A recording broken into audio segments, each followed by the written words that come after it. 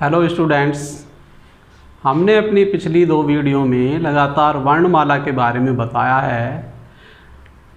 फिर भी थोड़ा सा वर्णमाला के बारे में बच गया था। जो अघोष और सघोष व्यंजन हैं उनके बारे में बताना था बहुत आसान तरीके से। यहाँ भी एक क्वेश्चन अवश्य बनता है।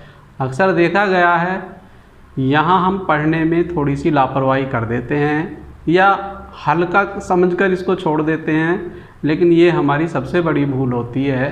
जैसे हिंदी साहित्य में, हिंदी व्याकरण में कैसे लेकर मैं तक इनको अघोष अल्पप्राण व्यंजन माना गया है, जो कैसे नीचे की तरफ होते हैं। हमने इस सिंबल के द्वारा आपको बताने की कोशिश करी है जो नीचे की तरफ होते हैं। बोलने के आधार पर कैसे कह की तरफ चला जाता है, लेकिन अघोष महाप्राण, अघोष अल्पप्राण नीचे की तरफ समझाया गया है, नीचे की तरफ होते हैं। क च ट त प नीचे की तरफ ये अघोष अल्पप्राण व्यंजन होते हैं। अघोष अल्पप्राण व्यंजन का मतलब होता है क च ट त प को बोलने पर फेफड़ों से निकलने वाली हवा बिना घर्षण खाए, अघोष का मतलब बिना घर्षण खाए, अल्पप्राण का मतलब कम मात्रा में बाहर निकलती है। इसी प्रकार जब दूसरे नंबर पर पहुंचते हैं ख से नीचे की तरफ, तो इसका मतलब होता है अघोष महाप्राण व्यंजन ख छ ठ थ फ। इसको अघोष महाप्राण व्यंजन बोला जाता है। इसका मतलब होता है फेफड़ों से निकलने वाली हवा बिना घर्षण खाए अधिक मात्रा में मुंह के रास्ते बाहर निकलती है। इसी प्रकार जब हम ग पर पहुंचते हैं तीसरे नंबर पर, तो ये होता है सघोष अल्पप्राण व्यंजन। सघोष अल्पप्राण व्यंजन होते हैं ग ज ड द ब। इसका मतलब ये होता है सघोष का मतलब घर्षण खाते हुए, अल्पप्राण का मतलब कम मात्रा में, व्यंजन घर्षण खाते हुए हवा कम मात्रा में मुंह के रास्ते बाहर आती है। इसके बाद आता है चौथे नंबर पर सघोष महाप्राण व्यंजन घ झ ढ ध भ। सघोष का मतलब घर्षण खाते हुए और महाप्राण का मतलब अधिक मात्रा में बाहर निकलने वाली हवा।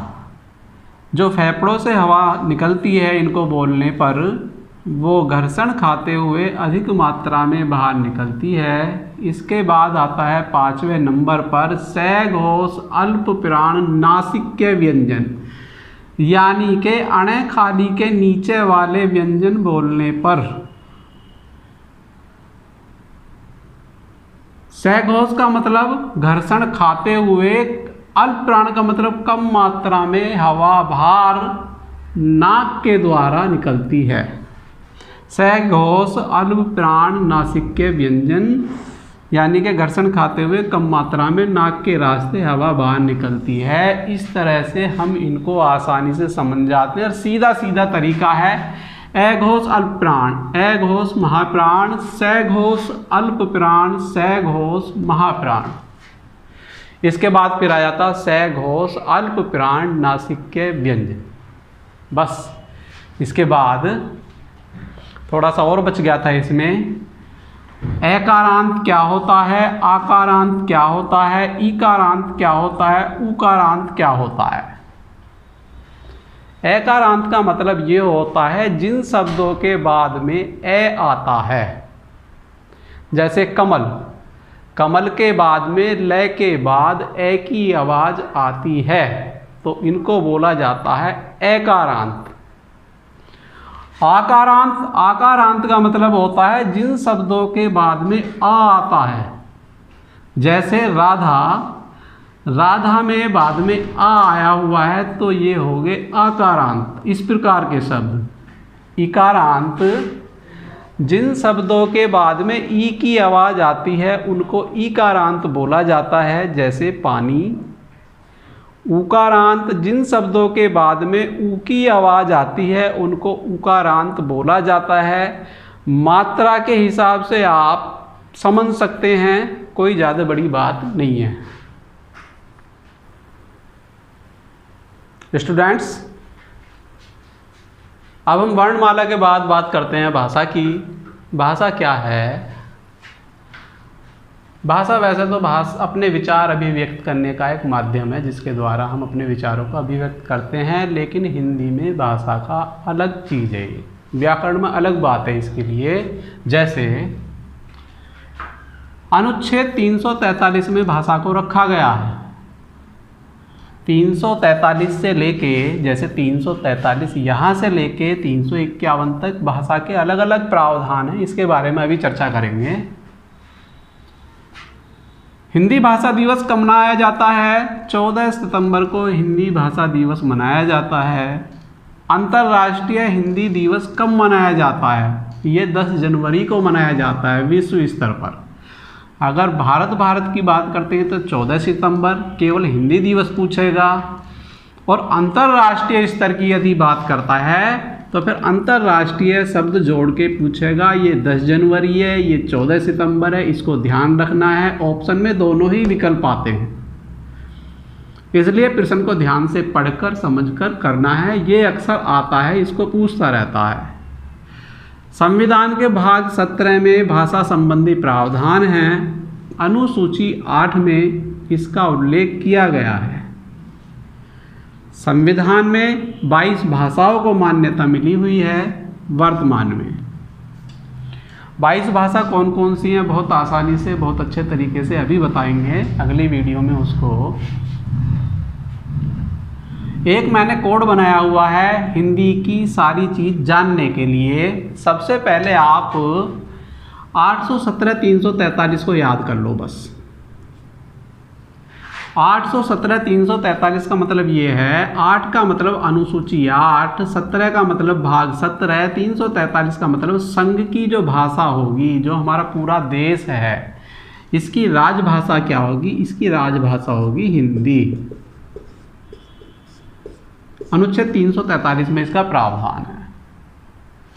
इसके बाद अनुच्छेद 344, 345, 346, 347, 348, 349, 350, 351।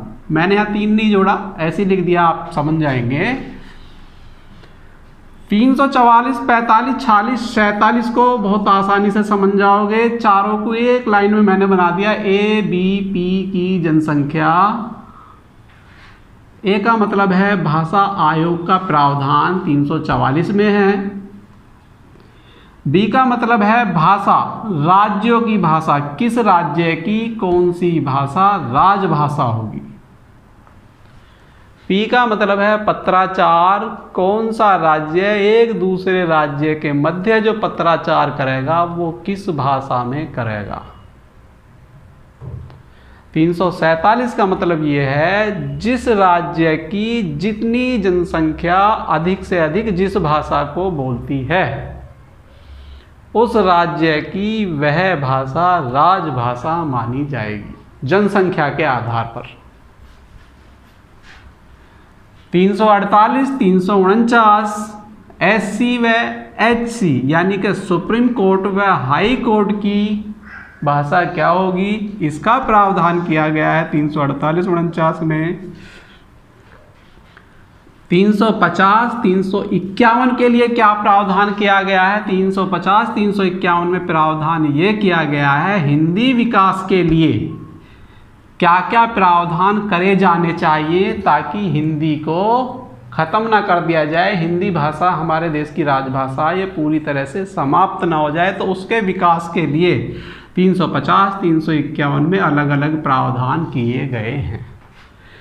स्टूडेंट्स, यदि हमारी वीडियो पसंद आती है तो लाइक करें, सब्सक्राइब करें। Thank you.